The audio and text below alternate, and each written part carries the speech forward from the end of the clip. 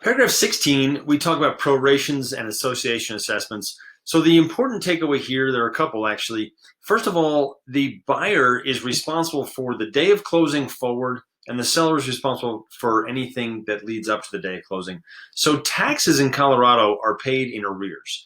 If you're closing in 2020, let's say February 25th, 2020, the seller is responsible for the taxes up through February 24th, but that tax bill won't arrive until 2021.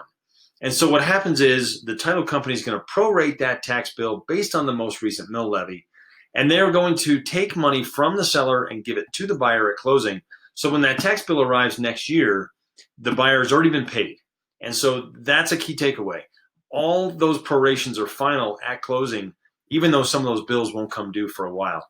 The HOA is a little bit easier because it's just the title company will pay the HOA, seller will pay their responsible portion, and the buyer will pay their responsible portion. So that's the key to prorations.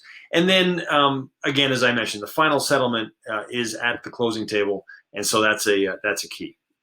In terms of possession, we may negotiate, as I mentioned in another installment here earlier in the contract, that we may negotiate for the seller to stay in the home for a while. From a lending perspective, typically you can go up to 60 days if the buyer is willing to allow that. That's excessive. Typically, folks will stay a couple weeks to a month maybe if they are waiting for their next home type of a situation. If they don't get out on time, we specify here in paragraph 17 a daily fee that the seller is responsible to pay if they don't vacate when they promised.